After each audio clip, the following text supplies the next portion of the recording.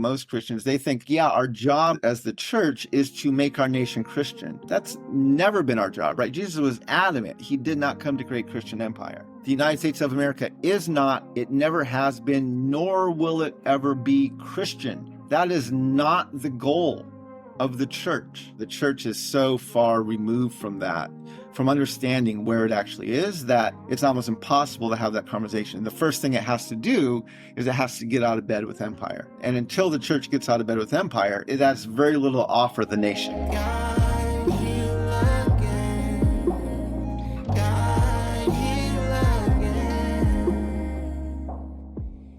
Welcome back to The Disruptors, a podcast from InterVarsity Press. I'm your host, Kaitlyn Schiess. Today we're talking about the relationship between history, community, and identity with writer and activist Mark Charles. We discuss the way that the stories we tell about ourselves and our communities shape our sense of identity and our relationships. We talk about why it can be so challenging for white Americans to be honest about our history. And Mark offers counsel for people struggling to have honest and faithful conversations in their churches and families. Mark Charles is one of the leading authorities on the 15th century doctrine of discovery and its influence on U.S. history and intersection with modern-day society. He's a public speaker, writer, and consultant who teaches about American history, race, culture, and faith in order to forge a path of healing and conciliation for our nation. Mark co-authored, along with Soong-Chan Rah, the book Unsettling Truths, the ongoing dehumanizing legacy of the doctrine of discovery in 2019 with IVP.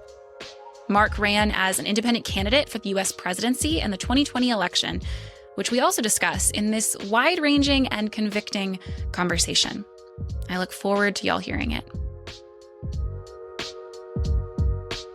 Mark, thank you so much for joining us today. It's really nice to meet you. Thank you. It's very good to be here with you as well. So let's start off. If you could just introduce yourself to this audience. A lot of the times that I have heard you speak, it's been helpful for the conversation that I'm hoping for us to have today to learn a little bit about your background and help us think a little bit more about what I'm hoping we'll talk about today, which is kind of how our history and our understanding of our own history personally and communally can help us think better about our political lives and maybe bring us some insight into a healthier way forward. Sure. Well, let me start just with my traditional introduction. So, Yate, Mark Charles, Yenashia, Sin Bakadana Nishla, Dr. Higlini Bashichin, Sin Bakadana Dashachedo Todochini Dashanella.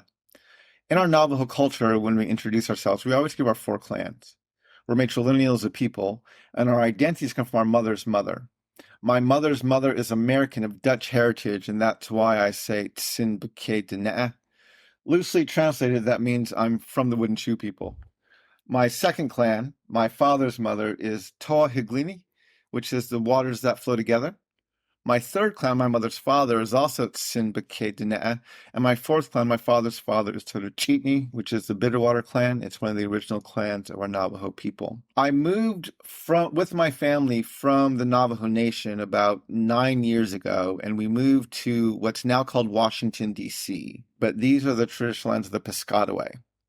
And so I want to honor the Piscataway as the hosts of the lands where I'm living. I want to thank them for their stewardship of these lands. And I just want to state how humbled I am to be living on their lands. That's who I am, and that's what I will bring into the conversation here.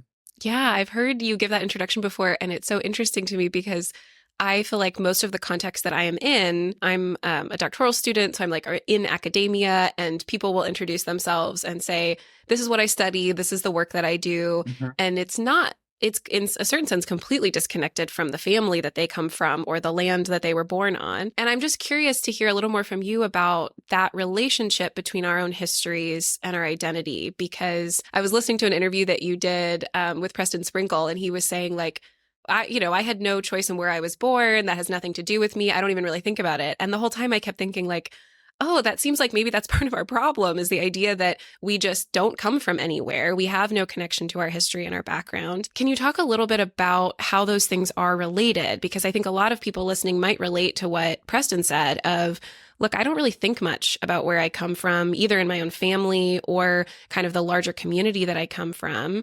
And I have a sense that create some problems for us, that we don't have any connection to that history or where we come from. Western culture is hyper individualistic. And so the whole goal, right, is to move your kids out of the house and get them independent on their own and live as an individual in the world. Extended family is not nearly as crucial, and especially the land where you live or the land you came from is not nearly as crucial. So that's Western culture. Native culture is much more communal, much more tied to your family, as well as tied to the land you live on.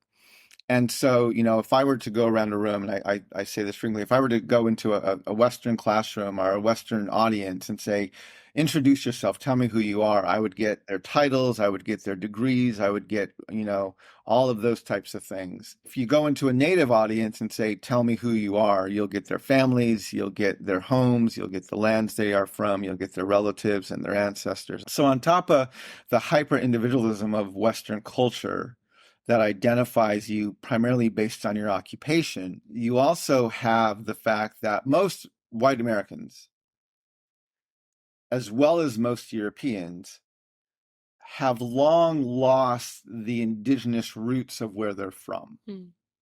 So when I introduce myself, Navajo is matrilineal. We identify by our mother's mother. My mother's mother is American of Dutch heritage.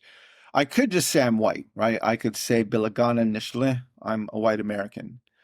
But I say Tsinbeke because my mother's of Dutch heritage. Her identity as a white woman didn't start when her ancestors got off the boat, right? They came from somewhere. They came from Holland.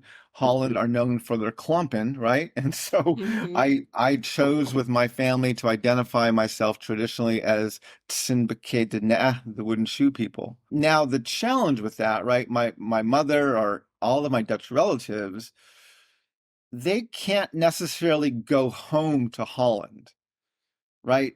When they left for whatever reason, whether it was famine or whether it was the prosperity offered by the United States or something else, for whatever reason they left, they have long cut ties with there.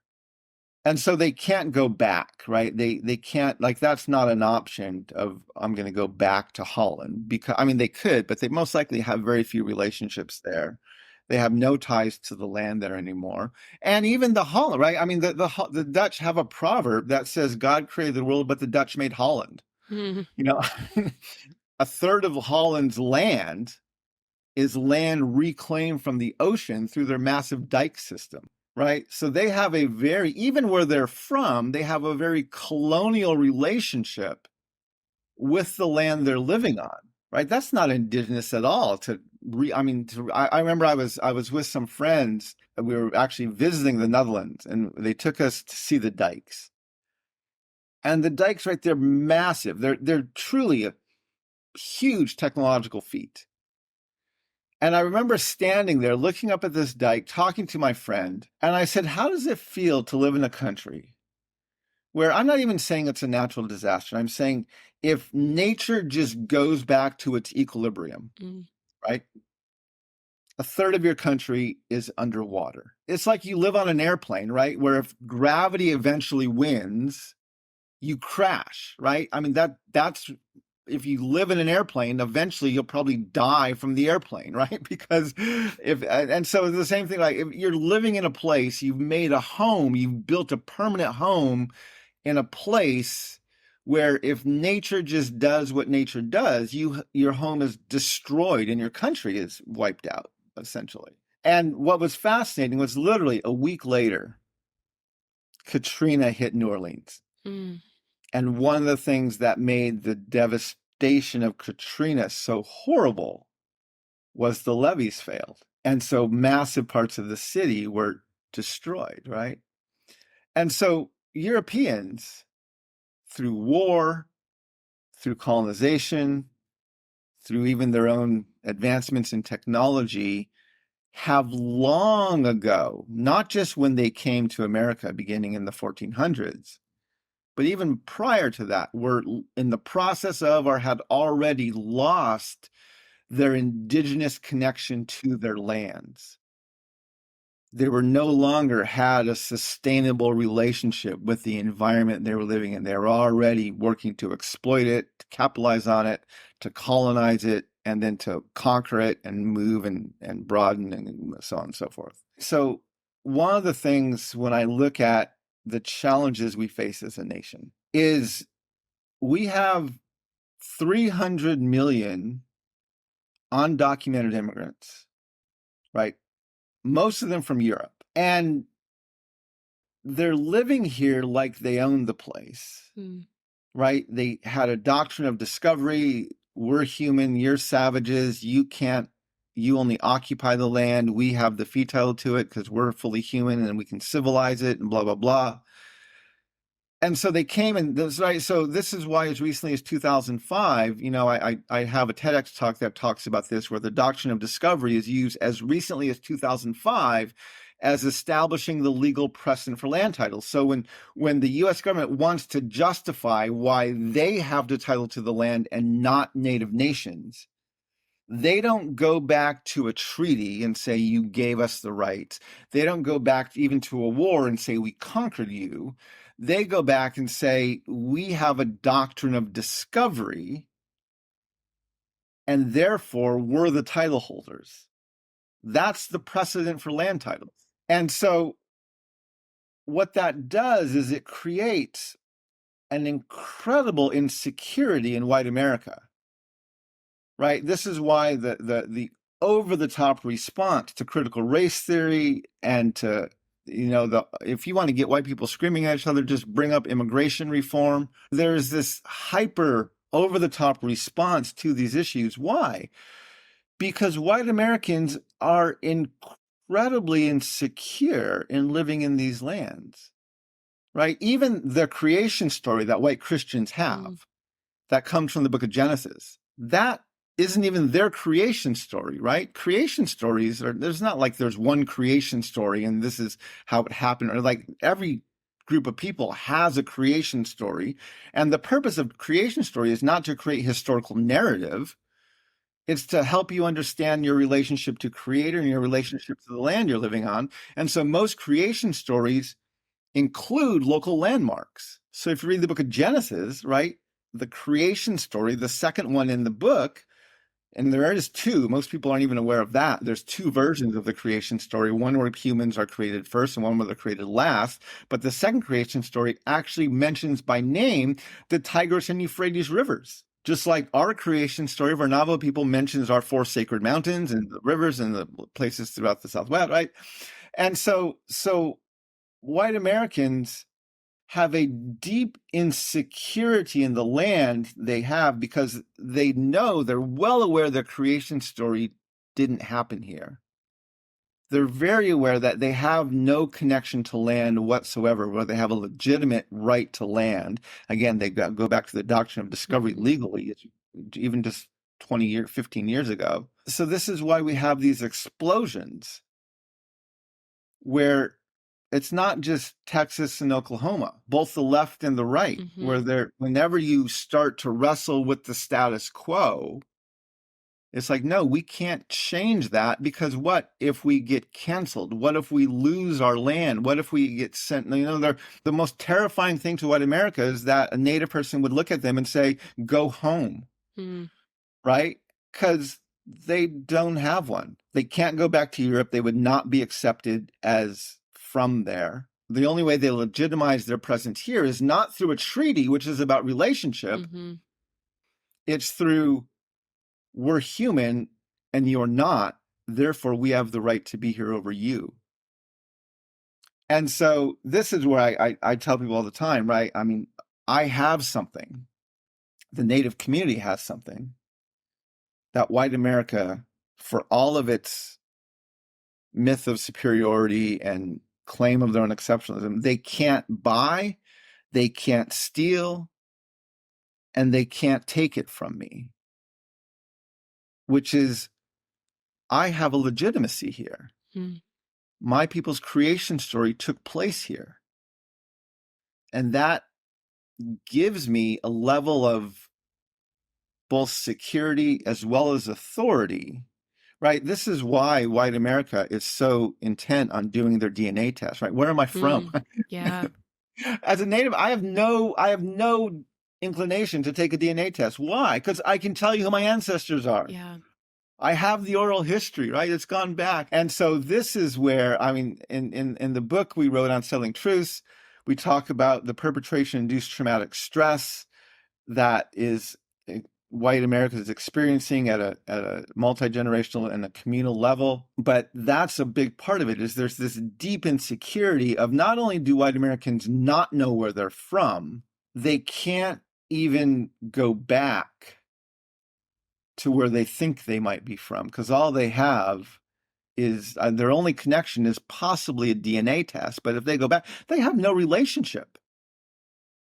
And if you don't have a relationship, you really don't have anything. Yeah, what I appreciate so much about your work is helping us understand how important the stories we tell about ourselves and our communities and our history is. Because what I heard you just describing is like people are so uncomfortable hearing some of what you say about the truth of the history of this land, of these communities, in part because we hold so tightly to these really false stories about ourselves and our communities.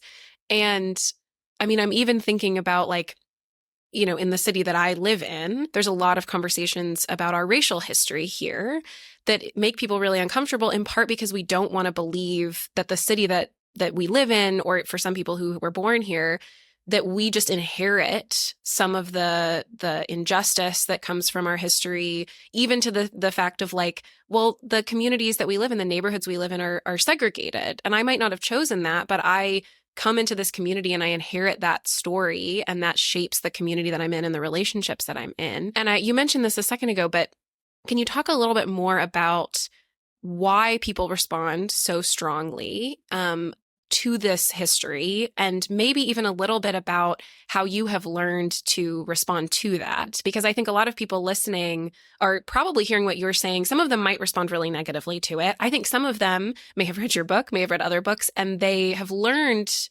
about this history. But the difficult thing for them is they want to have a conversation about this history with their communities, with people in their churches or their neighborhoods, but they have seen what you have seen, which is how strongly negatively people react to it. And they want to see change. They want to see a better relationship with the history of the place that they live, but they don't know how to achieve that because they've seen how strongly people's walls go up, how negatively they react, and it sort of starts to feel just impossible to have a conversation about it. Yeah. So, I mean, what happens is we don't have a proper understanding of the role trauma plays in the dialogues we're having. So when I say trauma, right, when I use the word trauma, most people immediately think of what's called PTSD, a post-traumatic stress or a post-traumatic stress disorder. It's an individual diagnosis that comes from a single horrifying event, right? So you get assaulted, you can get PTSD. You're in a battle and a war, and you can get PTSD. It affects you mentally, physically, emotionally, relationally. It's kind of this all-encompassing event. But it's an individual diagnosis coming from a single horrifying event. Now, there's another type of PTSD called a complex PTSD. Complex PTSD is fairly similar to a PTSD, except instead of coming from a single event, it comes from a series of events. So if you get PTSD from being assaulted, you get complex PTSD from living in an abusive relationship. If you get PTSD from being in a battle, you get complex PTSD from living in a war zone. Now, psychologists have observed that the symptoms of a complex PTSD can be seen generationally. So you can see it in the children and grandchildren of the people who experience the complex PTSD. They don't quite know how it gets there, but they have observed it being passed down generationally. Then there's a third trauma called HTR. HTR stands for historical trauma. It was first observed by Maria Yellowhorse Braveheart, who was a Native American working with boarding school survivors of Native boarding schools. And she observed that there was a dissatisfaction within this broader community. And so she came up with the diagnosis of HTR, or historical trauma. And again, historical trauma is not an individual diagnosis. It's how they look at the dissatisfaction in this larger community. And so I refer to historical trauma, right, just for simplicity, as a multi-generational communal manifestation of a complex PTSD. And so by understanding trauma, right, understanding PTSD, complex PTSD, and historical trauma, I can prepare for my audiences of color. I can prepare that if I am speaking to Native audiences or African American audiences or other audiences, right, that they will have either one or even all three of a PTSD, a complex PTSD, and a historical trauma, not only in the room, but sometimes even in the same person. Whether it's boarding schools and Indian removal, or Jim Crow and segregation, or mass incarceration, or internment camps, or the Holocaust, right? All of these things create these traumas in our communities of color. And so if I'm aware of those traumas, I can prepare for that so I don't trigger my audience. And if they do react, I kind of know where it's coming from and how to respond to it better. But again, as you said, the problem with these conversations is not that the people of color are throwing them off kilter. It's white people. And the challenge with that is when we talk about our nation's racial history, we immediately put white people into one of two categories. Either they're racist or you're fragile, right? Those are the two categories. So, right, if you're racist simply because you lack pigmentation in your skin, it means anytime you're engaging in a conversation around these issues, I have to view you as a threat and either attack you or at least protect myself against you. It also means you have nothing of substance to add to the dialogue because just you lack pigmentation of your skin, therefore you're racist. So that's not helpful. Now, there's also the category of fragility, right? You're fragile. After George Floyd got lynched publicly, Robin DiAngelo's book, White Fragility, shot to the top of the Times bestseller list and it sat there for months, if not even a few years. And Robin has a lot of good insights into kind of the psyche behind whiteness. But I struggle with her paradigm of fragility. Because when something's fragile, I have a limited number of options of how to treat it. If I'm helping you move and you have a box that's taped up and it's marked fragile, right? I have two choices when I see that box. I can pick it up gently and carefully lay it into the truck, or I can ignore the sign, pick it up however I want, maybe even throw it into the truck, possibly breaking what's in there because I'm not treating it with the respect the sign tells me to treat it with. Those are my two options. What I realize in my work is those aren't helpful when I engage with white people. It's not helpful to just assume everyone who's white is racist or white people are fragile and I have to, right, treat them one of these two ways. And so as I began talking more about this history and observing more of my audiences and especially tracking how my white audiences were responding, I saw what appeared to be trauma in my white audiences, but I had no place to put it. It wasn't a PTSD. It wasn't a complex PTSD. It wasn't historical trauma. I didn't like the diagnosis of fragility. And so I didn't know how to treat and even prepare for my white audiences. And then I found this book, and it's by Rachel McNair. It's called Perpetration-Induced Traumatic Stress. And she was studying what she calls the psychology of killing. If society gives you a right to kill, right? At some level, you're a police officer, you're a soldier, you're a drone pilot, you're in certain medical professions, even you're a good white guy at the mall with a gun, right? And society says you can kill someone.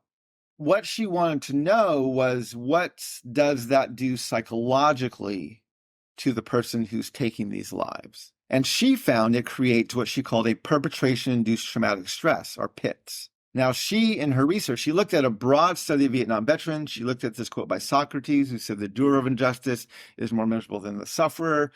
And she found that this PITS, perpetration-induced traumatic stress, had all of the symptoms of a PTSD, except a PTSD would afflict the victim and PITS would afflict the perpetrator. So when I found her book, I immediately, because I was looking for a way to understand my white audiences, and I already thought I was observing trauma in their reactions, but I had no place to put that. And so once I found her book, I was like, oh, this could be it, right? Not just at an individual level, but if PTSD has a multi-generational and communal manifestation at a complex level that we call historical trauma, might not pits also have a multi-generational communal manifestation at a complex level, which is the trauma I'm observing in my white audiences, right? People who are saying, I didn't choose to live here. I didn't oppress these people. I didn't own slaves. I didn't do that. And I'm like, but you're still reacting the same way. You're reacting in a trauma influenced manner. And so I now prepare for my white audiences as another group of traumatized people, knowing that things I could say will trigger them, right? And so the first symptom of trauma is shock and denial. So normally it's your friends, your family, your coworkers, people around you who observe your trauma before you're even aware of it. When you're traumatized, your body goes into fight or flight. It begins to shut down. You go into a state of denial, right? You're protecting yourself. You're protecting your psyche from this harsh reality that you experience. And so you go into shock and denial. And so maybe your friends or your family convinced you, hey, you're displaying some symptoms of trauma. You should go see a counselor. So you go into a counselor. Now, when you go into a counselor, right, they're going to just ask you these very broad questions. They're going to get you to talk and try to get you to talk about some things. And what they're doing is they're looking for your triggers. Mm. So a trigger is a sight or a sound or a smell that brings you out of reality and back into the chaos of the moment of when the trauma occurred, right? You begin to your heart speeds up, you begin to breathe differently, you get a bitter taste in your mouth because you have adrenaline flowing through your body. And if it's not checked, you will soon go into a fight or flight mode, right? Where you'll begin to just go into this very binary mode of I either have to fight or I have to flee because I have to protect myself. And so if you're talking to your counselor and something you're talking about triggers you, let's say your trigger is butterflies.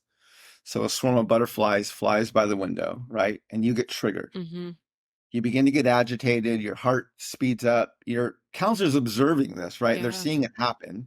And soon you're in a full-blown episode and you're having an episode right in front of him in the counseling office. Now, if your counselor's worth their salt, right? If they're any good, they're going to let you have your episode. They're going to keep themselves safe and make sure you're safe. Most likely, they're not going to go out and exterminate the butterflies. They might close the window, right? Mm-hmm. But they're not going to exterminate the butterflies. And you can believe that the next time you talk with them, either at the end of that session or the next session, they're going to say, so we should probably talk about butterflies, right? Because that was the trigger. That was something that triggered the disconnect between your psyche and your reality. And so you have to explore that. When we treat white people and we view their episodes as either based on racism or based on fragility, we're going to never have the deeper conversation about what the trigger is. Mm. We're never going to go back and say, okay, that was weird, right? We should talk, you can't talk about it in the moment, right? You can't talk about it when they're in fight or flight because they've lost their ability to kind of cognitively process through an issue like that. So you have to come back once that's subsided. The problem is when we treat them as racist or fragile, we never come back for the follow-up conversation. And so I tell people, right, I'm not trying to convince white people they're traumatized. That's not my job. I just treat them as traumatized because my whole goal is how can I teach you this history if you're going to keep disrupting my teaching and blowing up the meeting, right?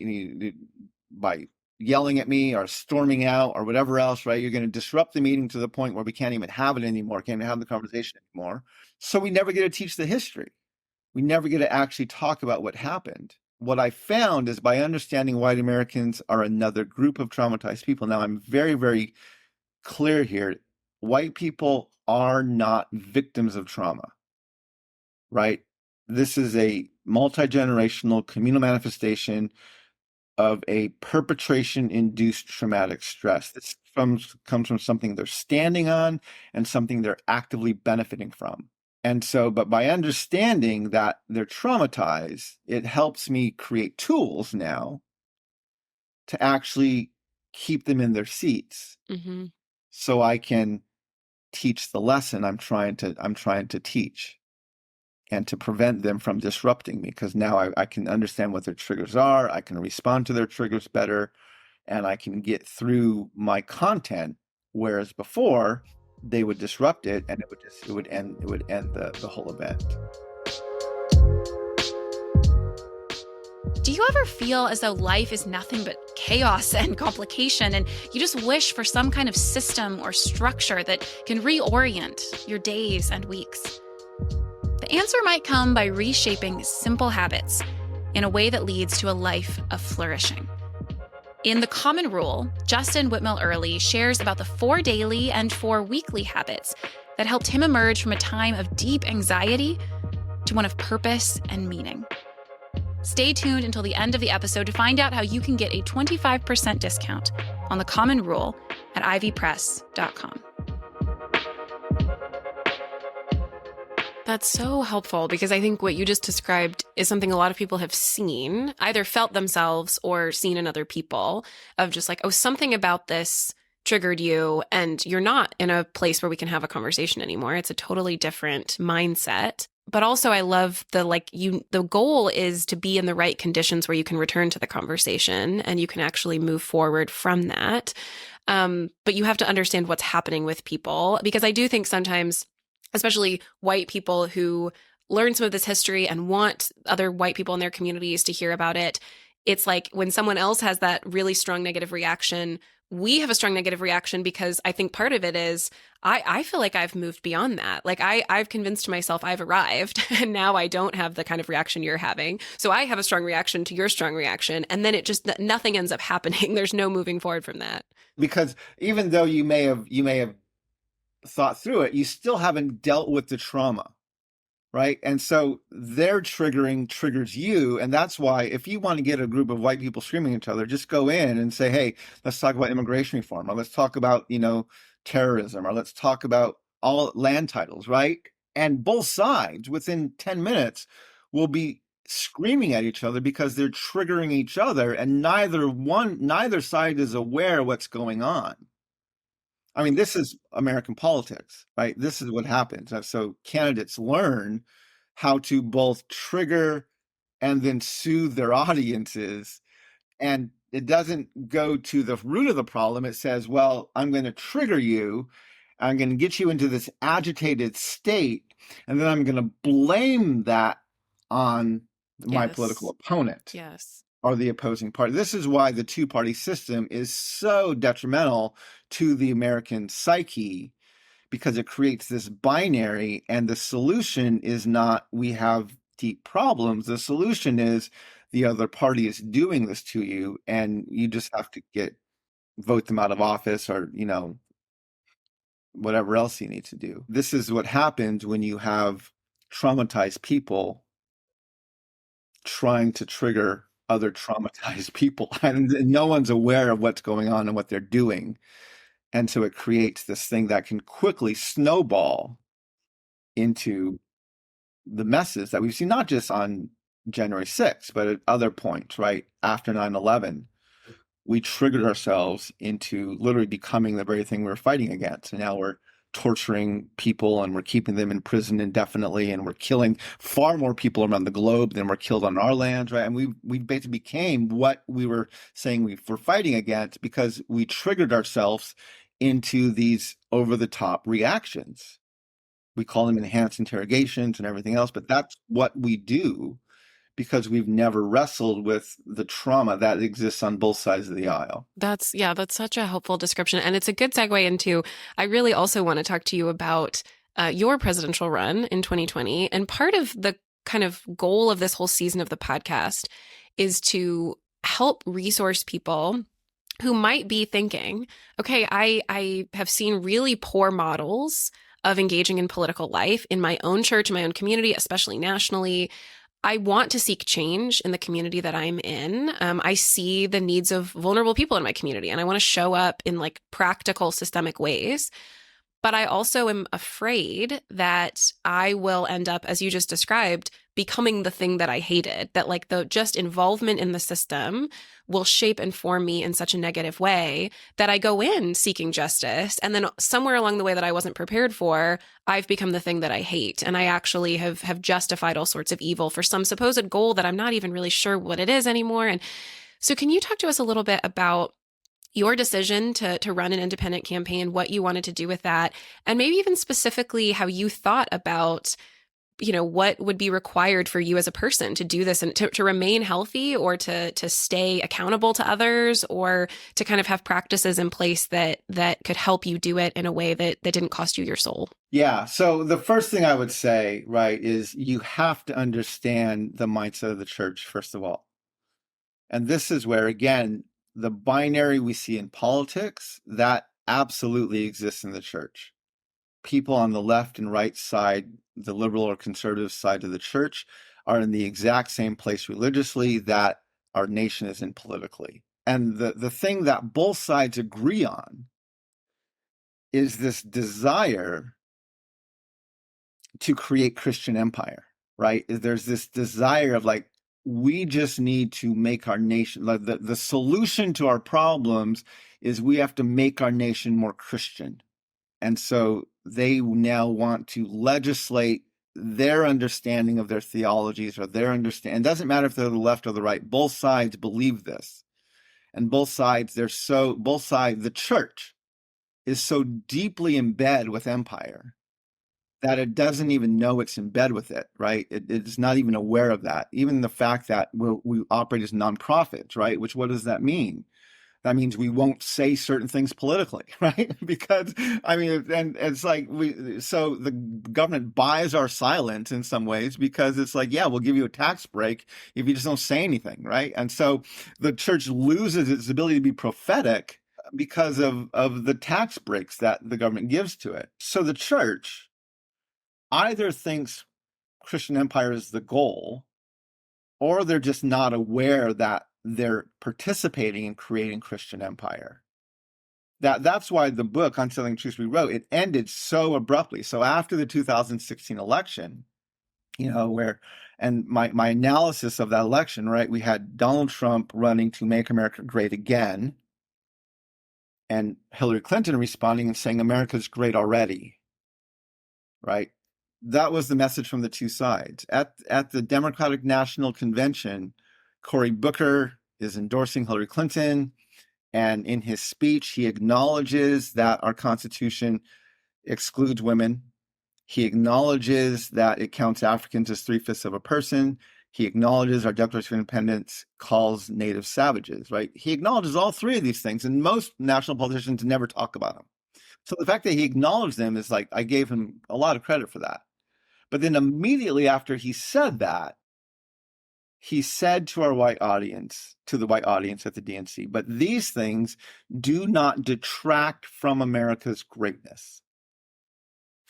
Right now, Cory Booker's Black. He knows the history.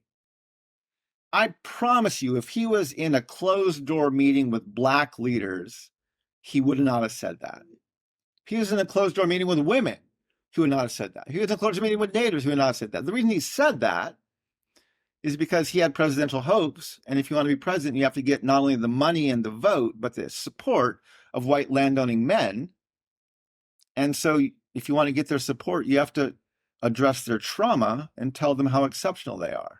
And then even further in the presidential debate, right? In the debate, Hillary Clinton comes back and she not only says America's already great, but she doubles down and says America's great because America is good. And Donald Trump turns, looks directly at her and says, I agree with her. I agree with everything she just said. Right? So we thought in 2016, we were choosing between racism or anti-racism, right? White supremacy or anti-white supremacy. We weren't. What we were debating in the 2016 election was, do we want Donald Trump, the Republicans, to make us explicitly racist and sexist and white supremacists again? Or do we want the Hillary Clinton and the Democrats to keep our racism, sexism, and white supremacy implicit? That was the decision we were having.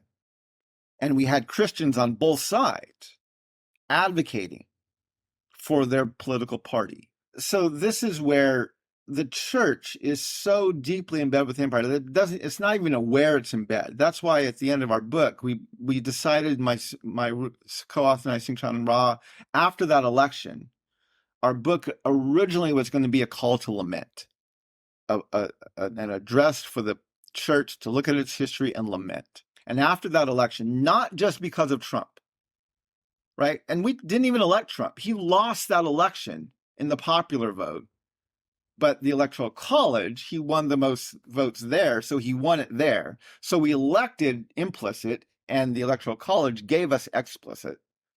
And so what we decided was, not just because of the Republicans, but because the Democrats as well, we didn't need to just call the church to lament. We had to change the book into a very open and very public rebuke. Like, that's what we needed to do. And so that's what Unsettling Truths became. It became an open and public rebuke of American Christianity and the American church for its bipartisan value to create Christian empire. And you see this, right, where you see both sides quoting their scriptures. I remember when this was years ago, and there was a move for comprehensive and just immigration reform. Right. And I went to a rally for a group called the Immigration Table or something like that. And right, they came out with a bookmark that had 40 verses that they said advocated for God's value to treat the immigrant well. And one of their verses from the Old Testament said, love God, obey his command. I forget the exact quote, but, love God, obey his command, and do this. And care for the immigrant, care for the widow, care for the immigrant, care for the poor. If you do these things, I will bless you in the land you are living. Mm-hmm. And I was at the meeting, right? I was there. And I said to the group, this is the Evangelical Immigration Table, was what it was called. And I was there, and they were sharing these verses. And I stood up and I said, you can't use those verses. That verse, specifically that one, is God reaffirming the land covenant. And I said, absolutely care for the victims, absolutely care for the poor, care for the widows, absolutely help the migrants. But you cannot claim this promise. And the verse they included the promise. I said, you are not God's chosen people, and this is not your promised land. There is nothing in the scriptures that say, if you do these things, God's going to bless you here. You don't have a land covenant with the God of Abraham. You stole and colonized and ethnically cleansed and committed genocide and built this land up through enslavement. This was by no stretch of the imagination the will of God. And so this is right where both sides quote these scriptures. And so when I ran as an independent, a rule I kept in my head throughout the entire election was, if I ever advocate for a policy, and I was very open with people, I'm a Christian. I didn't deny that at all.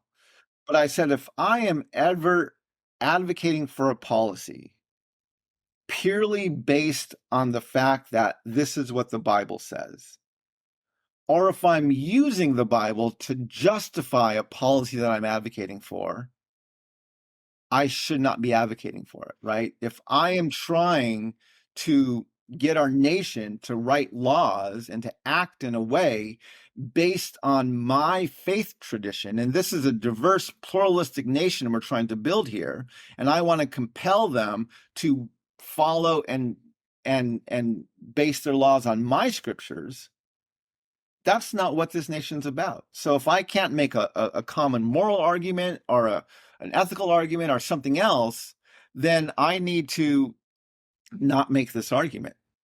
I can't be advocating for a policy if my argument is purely based on my religious beliefs or on the scriptures that I read and that I adhere to.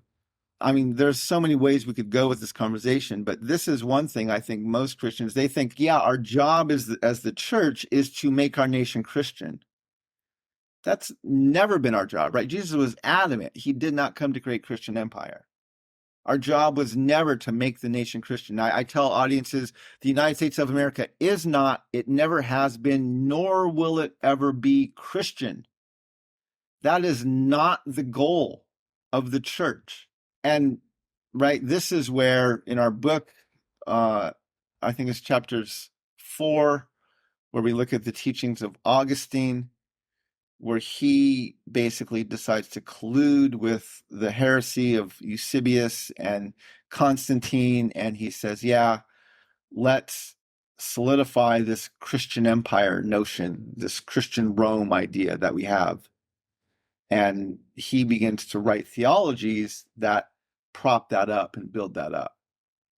And so, yeah, this is where I'm like, yeah, the church is so far removed from that, from understanding where it actually is, that it's almost impossible to have that conversation. The first thing it has to do is it has to get out of bed with empire, right? And until the church gets out of bed with empire, it has very little to offer the nation. What was your sense in entering the election of what kind of you wanted to bring to the conversation? Is it what you've just described as kind of alerting people to the fact that both parties are kind of ultimately doing the same thing? Was it sparking a different conversation, or what were you thinking when you started was really kind of the goal? Yeah, no, my goal, and this I've laid this out in my speeches and in my talks and even in my book. I am absolutely convinced, based on our history, where our foundations are written on the doctrine of discovery, and we are racist and sexist and white supremacists as a nation, not in spite of our Constitution, but because of it, right? Our values for racism and sexism are bipartisan, and they're built into our founding documents. I am convinced, absolutely convinced, that the United States of America needs a national dialogue on race, on gender, and on class. It's a conversation I would put on par with the Truth and the Reconciliation Commissions that happen in South Africa, in Rwanda, and in Canada. Again, I wouldn't call ours Truth and Reconciliation, though, because that implies there was a previous harmony. I would call ours Truth and Conciliation. And that's my goal. And I actually moved from the Navajo Nation to Washington, D.C. to work on that goal. I moved in 2015 because I already knew that President Obama didn't have the political courage to bring that conversation to the table himself. Pope Francis had just come into the papacy, and he was showing some prophetic willpower and a desire to speak truth to power. And so I actually moved here thinking maybe in President Obama's last year in office, and one of Pope Francis's first few years in office, when he's most energetic, we might be able to get something to move in that direction.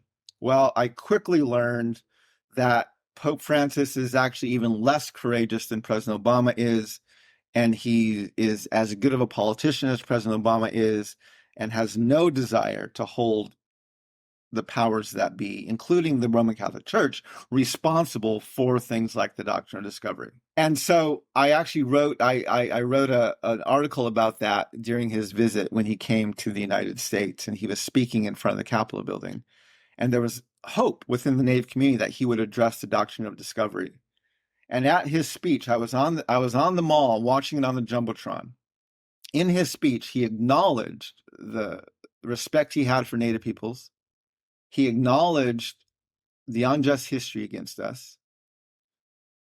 And then he said to our Congress, but it is difficult to judge the past by the criteria of the present, meaning we're not going to hold you accountable, which, not ironically, is the same thing he said about pedophile priests from the 1950s and 60s. He said, we're not going to hold these priests who committed these abhorrent acts accountable to the Me Too movement criteria of today. It's like, really? Did the teachings of Jesus change in those 40 years? Right? I mean, so he lacks the courage. So I started using the language in my speeches, as I'm calling for this national dialogue on race, gender, class, I'm using, and I became convinced that the best way to introduce that dialogue was through the presidency. And I use the language, I'm looking for a candidate, right? I want to find a candidate willing to address these things. Unfortunately, it wasn't going to be President Obama. So I thought maybe someone new, maybe someone a little bit younger who might be willing to do that. And then in 2016, I was at the Democratic National Convention, and that's where Cory Booker acknowledged those three things in our foundations, but then said, but these don't detract from our greatness. And again, my heart just sunk. And it was after that that I realized, I don't think I'm going to find a candidate. I think if I want our nation to wrestle with these things at a foundational level, I'm going to have to become that candidate. And my vision was to build a nation where for the very first time, we the people actually means all the people. I had a 100-day plan. My first 100 days in office, I had a plan for removing the racism, the sexism, and the white supremacy from our foundations. And then I intended to use the rest of my time in office, whether it was 4 years or 8 years, to move those changes, now that they were written into our foundations, into the rest of our government. Just very briefly, I'll share that plan with you if you'd like to hear it. So I've said before, our founding documents, and I said this during my campaign, if you think our Constitution was written to include everybody, get into a diverse group and read the thing out loud, right? You will be appalled at how quickly our Constitution turned racist, sexist, and white supremacist. There are 51 gender-specific male pronouns in our Constitution. 51 he, him, and his.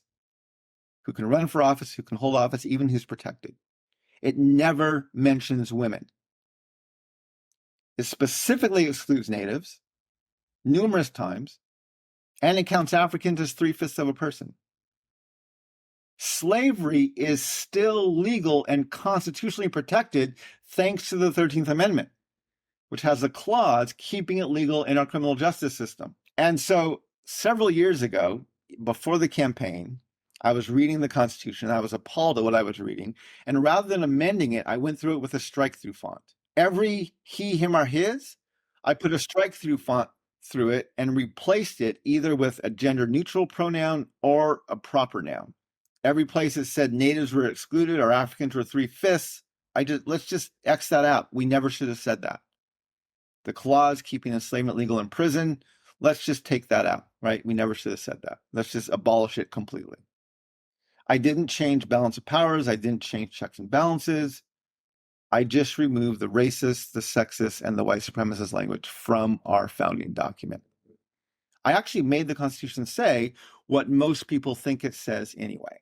Had I been elected at my inauguration, when I have governors and senators and Congress members from around the country, I have Supreme Court justices, and I have a global audience, right? I was going to take out my draft of this Constitution and I was going to read through it. And the first time I came to a gender-specific male pronoun, one that probably says the president, he shall do this, I would have turned to the leaders of our country and said, certainly we can all agree this he should have been a they. Certainly we can all agree that women can do this job just as well as a man can. Would have done that 51 times as I go through the document. Would have got through the part counting Africans 3/5 of a person. Certainly we can all agree this was just bad politics and we never should have said that, right? Now, not only am I pointing these things out to the leaders of our country, but I'm doing this in front of a global audience who is now going to mercilessly mock us because we claim to be the country fighting for freedom and justice, and yet our Constitution is so blatantly racist and sexist and white supremacist. After my reading of the Constitution and my getting at least nods of approval on camera from all of our leaders, they couldn't say no. I was going to walk up to the Speaker of the House, lay my edited Constitution in front of him and say, or her, and say, I want this passed next week. Now, I'm not saying they wouldn't have hated me, but they would have had no choice. right? They would have literally had no choice but to remove the racist, the sexist, and the white supremacist language from our foundations. Now, that's not going to change anything overnight. But then, the next 4 years or 8 years, however long I was going to stay in office, I could have used those years to now shepherd those constitutional changes into the rest of our laws and our case precedents and our government offices and our policies and everything else. And I truly believe that that could have happened. That doesn't seem unrealistic to me. It would have been wildly unconventional, and it would have pissed off a ton of people. I don't deny that either. But I don't think they would have had any choice but to say, yeah, we agree with you. We have to make these changes. If nothing else, so that we can maintain some shred of credibility in the rest of the globe. Thank you, Mark, for laying that out. I do think it's probably helpful even for people who are not imagining themselves following in your footsteps in terms of making a run like that. It could be really helpful, I think, for them to hear the emphasis that you have on telling the truth and working for justice, not so confined by what seems practical or pragmatic. I think in people's various contexts in their churches and their communities, that could be really helpful for them to think about the challenge that you've given us of what would it look like to have the courage to tell the truth about this and seek real justice, even if people are really upset, even if it fails in certain ways, but to really seek that. So thank you for that witness. Thank you for your wisdom in this entire conversation, and especially your wisdom in helping many of us, confront the history that we are unavoidably a part of, but also hopefully some resources for having better conversations with people about that history. So thank you. You're very welcome. And this was a fun conversation. Thank you for having me on. And obviously there's a whole lot of things we could go into beyond this, right? The reason I ran as an independent was because I wanted to demonstrate how both sides are basically playing good cop, bad cop with these dehumanizing foundations. And so, yeah, there's a lot of issues there, but this was a fun conversation to have. So thank you for the invitation. I'm glad I could be on with you today. Of course. Thanks, Mark.